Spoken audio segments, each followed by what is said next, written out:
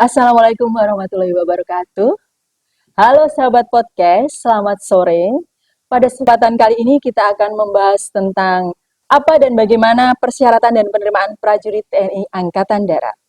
Saat ini telah hadir bersama kita Komandan Kodim 0718 Pati, Letnan Kolonel Infantri John Yang Saragi Esos MIP.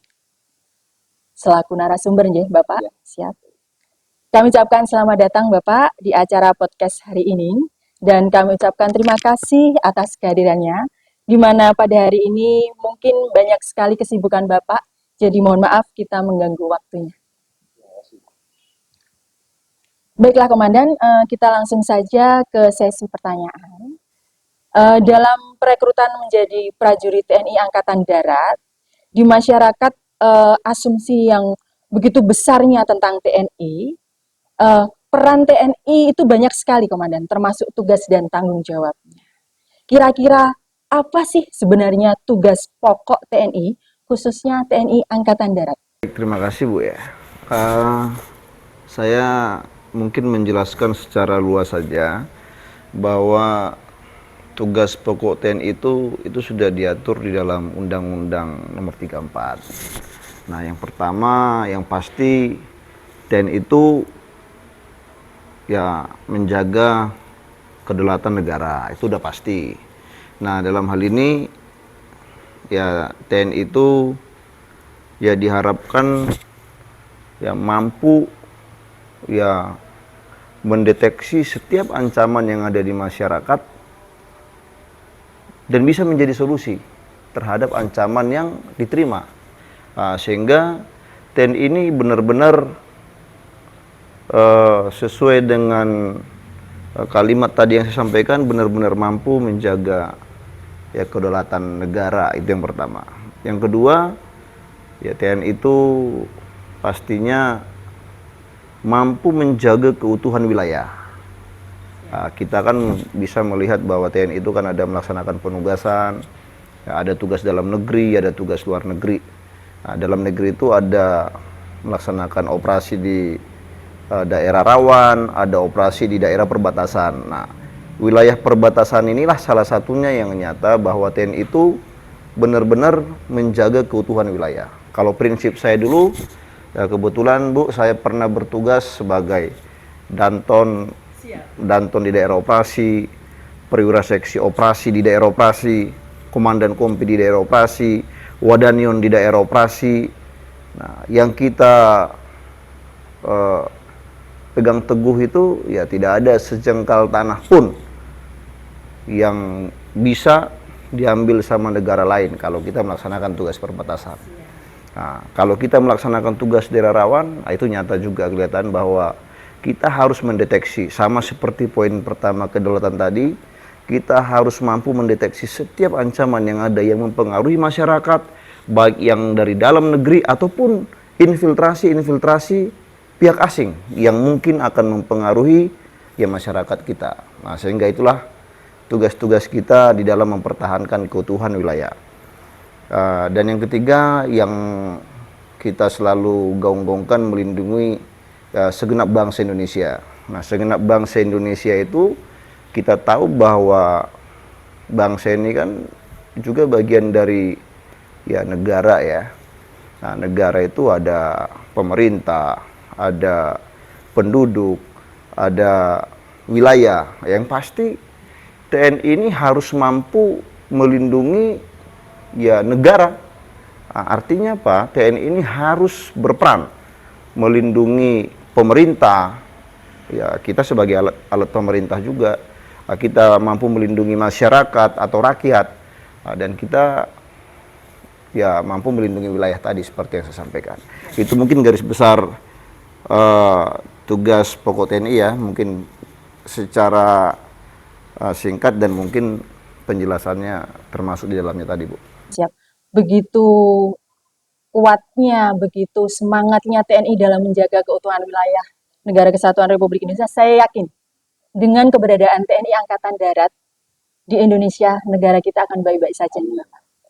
Kemudian mengenai tugas TNI Angkatan Darat yang tadi telah Bapak sampaikan, itu memang luar biasa, sehingga menimbulkan keinginan masyarakat, khususnya generasi muda pada saat ini, ingin berbondong-bondong bergabung menjadi prajurit TNI Angkatan Darat.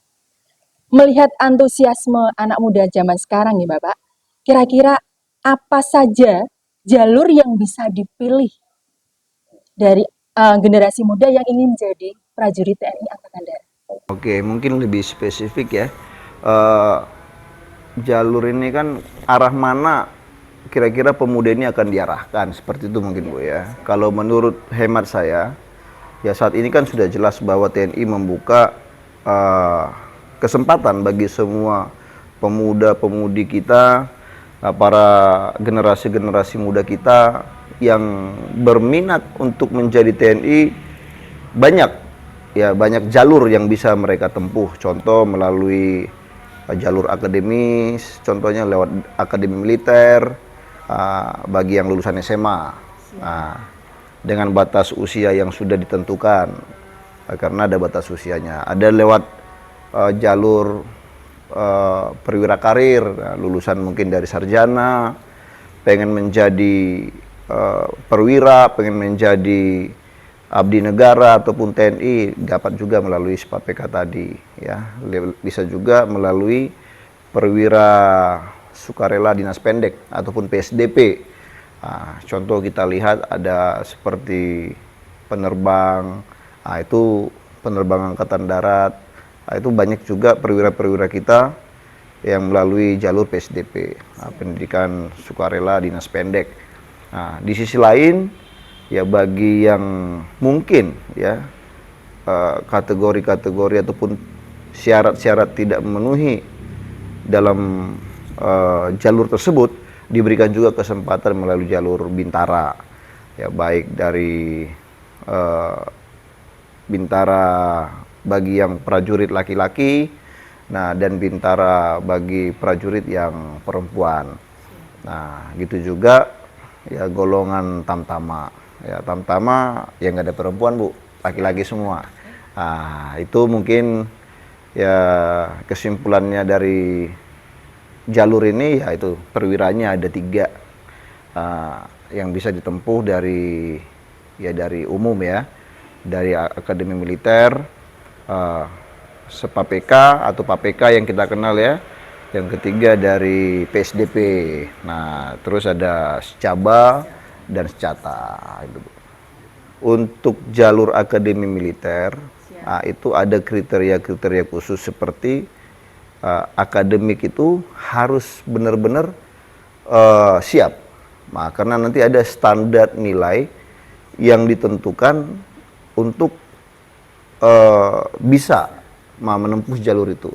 Manakala akademik ini tidak sesuai ataupun tidak mencapai target ataupun standarisasi yang ditentukan oleh panitia khususnya, ya maka akan disarankan ke jalur lain seperti lewat bintara atau lewat jalur tamtama, atau mungkin kalau memang bertahan tetap di jalur perwira, mungkin kita sarankan kuliah dulu, dan nanti setelah kuliah selesai silakan bisa mendaftar. Jadi setelah kita mengetahui jalur apa saja yang bisa kita pilih, maka yang menjadi pertanyaan adalah persyaratan umum apa saja, Komandan, untuk masuk menjadi prajurit TNI Angkatan Darat.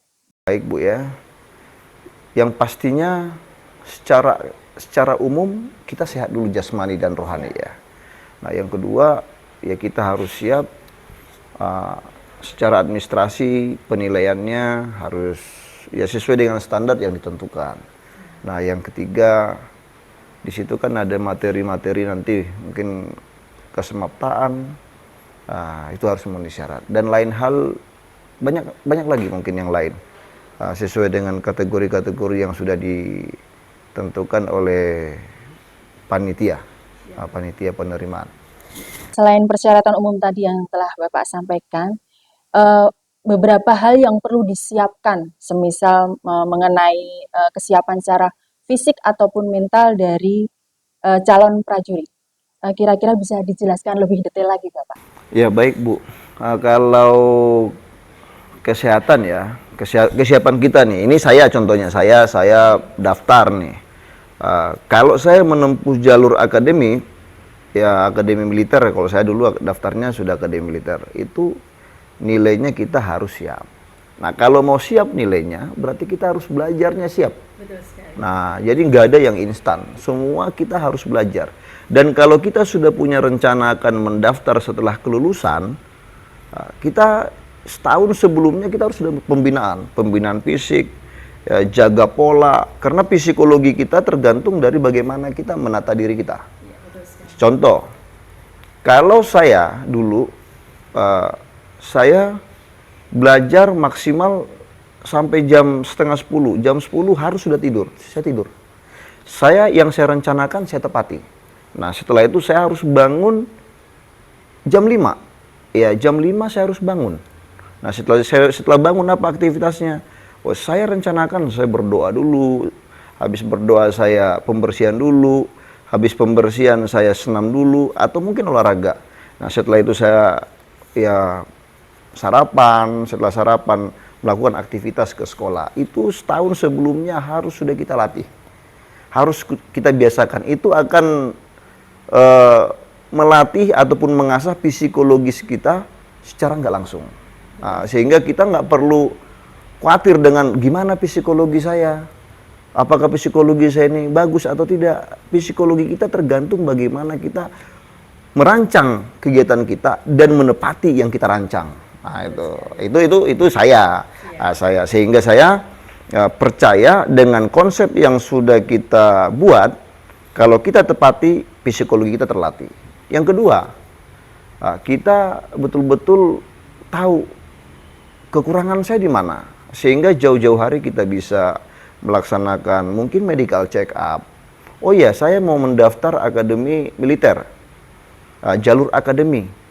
Berarti apa sih syarat kesehatannya yang harus kita siapkan? Ya, kita konsul ke kesehatan militer, mungkin ada RST. Nah, kalau di Semarang ya kita ada RST ya di Semarang.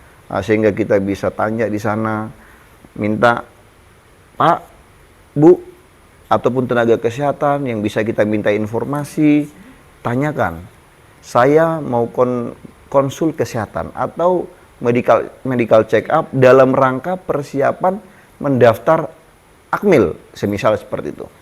Nah, mereka akan mengarahkan kita kira-kira item apa yang harus dicek. Nah sehingga manakala terjadi ataupun ada kekurangan, maka kayak kita akan diarahkan. Nanti ini akan tolong ya, semisal giginya harus ditambal, atau mungkin matanya harus dikonsulkan lagi ke spesialis mata, atau THT-nya gimana. Nanti akan diarahkan. Artinya ada waktu kita untuk persiapan, menyempurnakan ataupun meyakinkan kita siap untuk melaksanakan seleksi. Nah yang ketiga, kita harus meyakinkan bahwa oh ya, nanti itu ada seleksi kesemaptaan jasmani.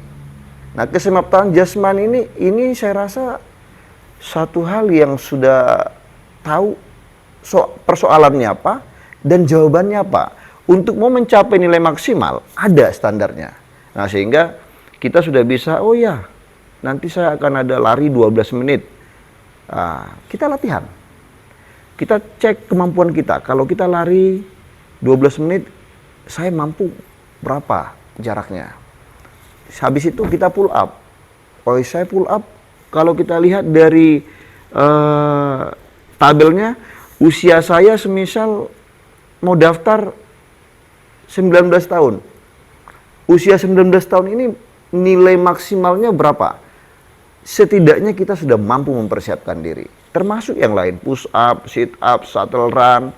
Kalaupun kemarin ada lunges, ya mungkin ke depan bagaimana panitia ya menyiapkan materinya, ya yang penting kita siap. Artinya lebih baik kita siap sebelum seleksi daripada kita seleksi tetapi kita belum siap. Itu kalau saya, Bu. Itu.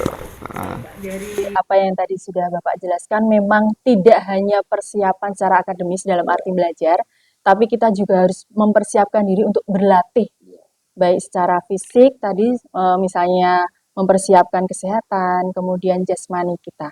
Sungguh luar biasa ya Bapak menjadi prajurit TNI itu. Sungguh luar biasa. Kemudian Bapak, saat ini di masyarakat itu beredar rumor, isu-isu tentang perekrutan menjadi prajurit itu menggunakan uang, istilahnya dipungut biaya. Bagaimana menyikapi hal tersebut, Bapak? Ya, jadi seperti ini Bu ya. Dari dulu, dari mulai saya bahkan senior-senior terdahulu pasti ada isu itu. Isu itu pasti ada. Tetapi saya menghimbau nih, ya saya menghimbau ke seluruh masyarakat khususnya ya, ke seluruh masyarakat Pati, karena saya kan saat ini Dandim di Pati, mengajak kepada seluruh masyarakat Pati yang putra-putrinya siap, benar-benar siap, punya kemampuan dari mulai kesehatan yang dijaga, kesemaptaan fisiknya yang terlatih, dan akademisnya yang betul-betul mumpuni dan terbukti dia mampu.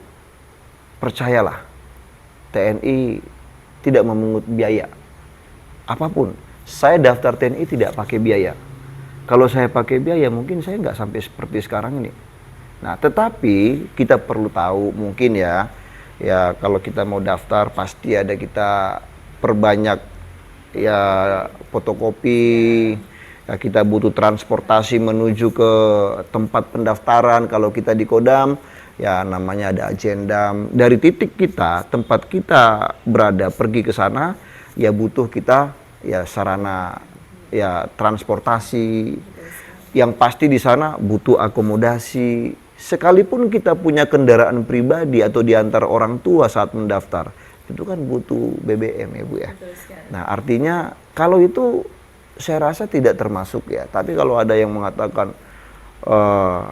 masuk TNI harus siapkan dana, saya rasa tidak ada. Ya, saya mengajak kepada seluruh masyarakat, percaya saja bahwa pimpinan kita dari mulai Bapak Panglima TNI, Bapak Kasat, Bapak Panglima Kodam, dan komandan kita kebetulan di bawah Korem 073 Makutarama, sudah mensosialisasikan kepada masyarakat bahwa itu tidak ada. Namun, apabila ada masyarakat yang mungkin tidak percaya, bisa langsung bertanya ke kita. Tanya ke Kodim, atau tanya ke koramil-koramil kita, atau babinsa-babinsa kita yang ada di wilayah. Tanyakan saja. Yang pasti tidak ada pemungutan biaya di dalam ya perekrutan TNI. Dari dulu, sekarang, sampai ke depan pun saya rasa tidak ada. Karena apa? Karena kita jadi TNI itu sudah menyumbangkan diri kita untuk negara. Saya rasa sangat kecil kalau ada orang yang mau memberikan sesuatu untuk dia mau berjuang kepada negara. Harusnya ini ya negara lah yang pasti akan ya baik sama kita. Kalau kita memenuhi syarat, negara akan menunjukkan kebaikannya dan menunjukkan kita, menjadikan kita mungkin yang pasti bisa mencapai apa yang kita mimpikan. Berarti itu kabar burung ya, Bapak? Tidak benar ya? Hoax. Istilah sekarang itu Bu, hoax. Nah, itu. Terima kasih Komandan. Dari rumor-rumor tersebut, kemudian masyarakat itu seringkali mengalami kasus penipuan terkait dengan rekrutmen prajurit TNI. Kira-kira Bapak, masyarakat ini harus melapor kemana, kepada siapa? Baik, ya terima kasih Bu ya. Ya saya juga mengajak semua masyarakat ya khususnya ya daerah Pati yang mana ya putra-putrinya yang ada mungkin karena ketidakpercayaannya dengan kemampuannya sehingga menggunakan cara-cara yang tidak baik, memberikan sesuatu finansial kepada orang-orang yang berkepentingan. Apabila ini terjadi, saya sampaikan, yang pertama tolong laporkan ke kita. Kita aparat kewilayahan ini akan menampung semua kendala yang dihadapi oleh masyarakat. Terlebih masalah perekrutan. Nah, nanti setelah itu kita akan berkomunikasi dengan satuan yang mungkin kalau itu pelakunya militer, akan kita serahkan kepada polisi militer. Semisal si A ini pengen mendaftar menjadi prajurit.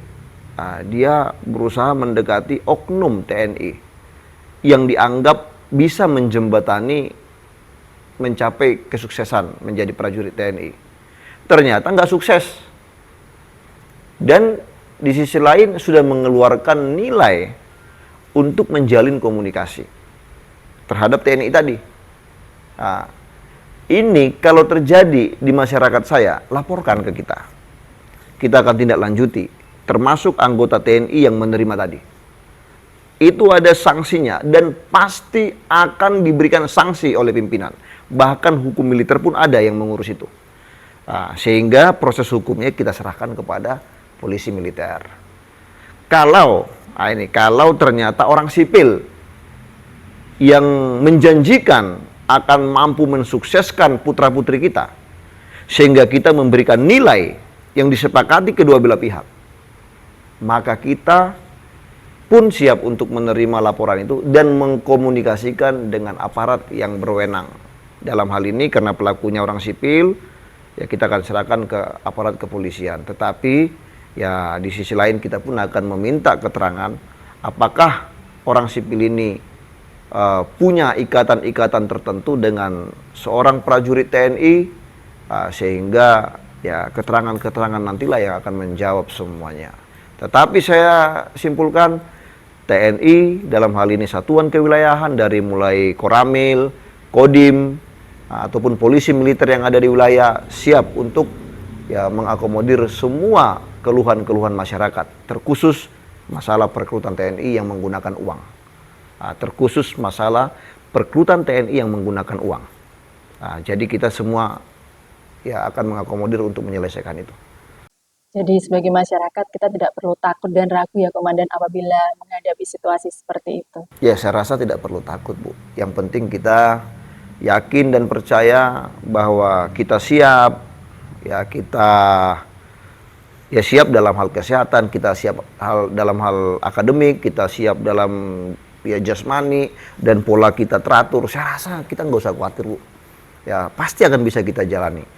Tetapi saya pun menghimbau nih ya kepada masyarakat, ya nggak usah ada yang pakai-pakai ya memberikan sesuatu nilai lah, ya dalam bentuk apapun itu, karena itu akan merubah mekanisme, ya akan merubah. Nanti yang jelek akan mungkin ya kelihatan bagus bagi ya orang yang tergiur, ya. Tetapi pesan saya jangan ada, karena kalau kita membuat pola ini, kebiasaan ini, ya ke depan akan hancur sendiri.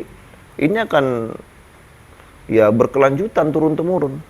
Tetapi kalau kita berani memutus dari diri kita, saya yakin ke depan juga ya kontestasi ini akan berjalan sesuai yang kita harapkan. Seperti senior-senior sebelum-sebelumnya dulu. Ya, yang bagus betul-betul bagus. Karena kalau emas itu mau dibuang dimanapun tetap jadi emas. Lumpur saja ya yang kita bilang itu kotor, kalau ada diamond di situ, ada emas di situ, mungkin orang berebut masuk lumpur itu dan mencari emas dan diamond itu, dibersihkan dan akan dimasukkan dalam etalasi diamond dan berharga, tetap berharga. Itu. Sungguh luar biasa penjelasan dari Bapak tadi. Kita sebagai masyarakat pada umumnya merasa bahwasannya apa yang sudah dijelaskan betul-betul mewakili. Jadi kita semakin yakin untuk mendaftar menjadi prajurit TNI Angkatan Darat.